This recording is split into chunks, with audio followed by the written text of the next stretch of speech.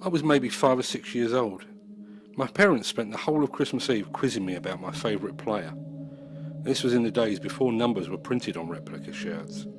They had to be sewn on, and my mum had bought a number but needed to know whether to sew it on as a number 9 for Geoff Hurst or a 6 for Bobby Moore. In the end, I made the right choice. I chose the number 6, and for the next few years, until I outgrew the shirt, I was Bobby Moore.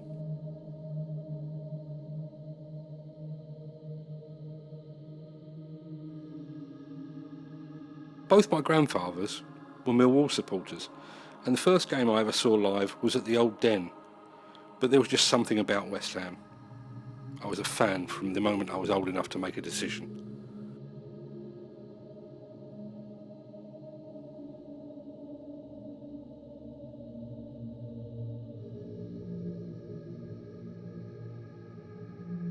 The first time I went to the Boleyn was on the 12th of January 1974. My dad took me to see West Ham take on Manchester United. With the score at 1-1, my dad insisted we leave early to beat the traffic. By the time we got to the car, West Ham had scored again, and I had missed their winning goal. To this day, although I've been tempted plenty of times, I've never left a game early since.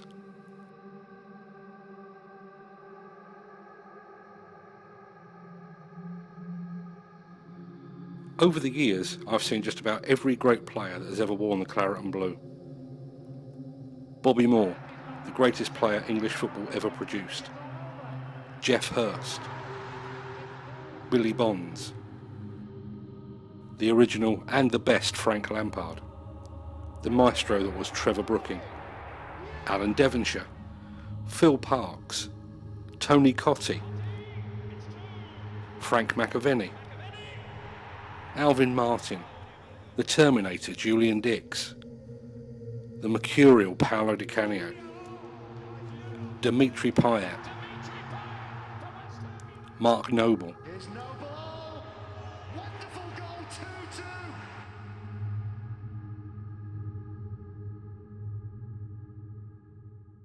The train journey was always part of the experience. Getting on the train in Surrey, I was usually the only person wearing a West Ham shirt or scarf. But as the train made its way across London, claret and blue would fill the carriages. By the time we reached Upton Park Station, it was like claret and blue were the only colours.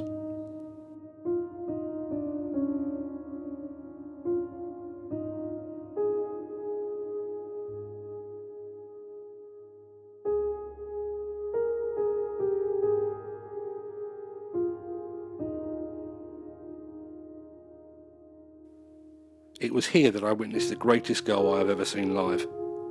It was Boxing Day in 2001, and I was here with my dad and my two sons. Paolo Di Canio struck a corner to Joe Cole, who controlled the ball on the edge of the box and then volleyed it to the far post. Trevor Sinclair caught the cross on the volley with a spectacular scissor kick. As the ball hit the roof of the net, I threw my youngest son Fred in the air. Fred's behind the camera on this film. He's now 6'1". I won't be throwing him in the air anytime soon.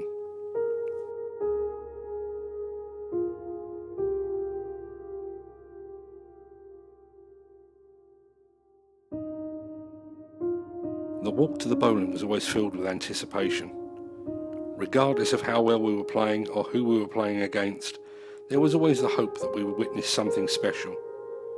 Sure, we were often disappointed, but those victories, those memorable goals, and those outstanding performances were always worth the wait. Watching the Hammers under the spotlights was special, but there was just something about Saturday afternoon football. Pie and mash on the way to the ground, a pint in the Boleyn if you were feeling brave, the smell from the burger vans. It was all part of the day.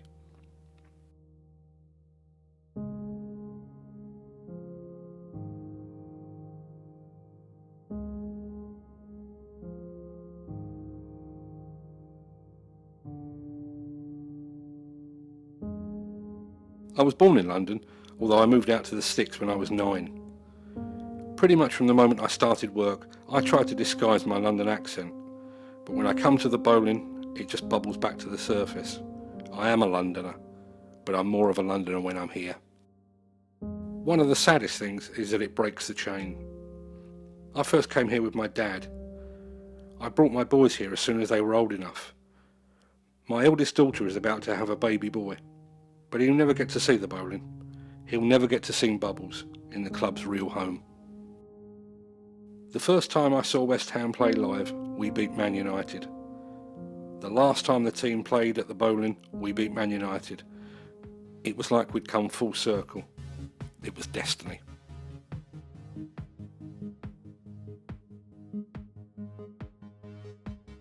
The last time I went to the Boleyn was on the 28th of March this year, just a few weeks before the ground closed for the final time. The club hosted a testimonial for Mark Noble, the rightful heir to Bobby Moore's captaincy. A lot of the club's past stars turned out to say a final goodbye. With no points at stake, it was probably the most enjoyable day I ever spent at the ground.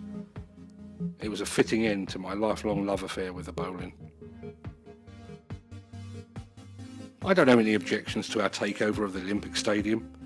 I'm not even that bothered there's a running track separating the fans from the pitch. And it's not that far away.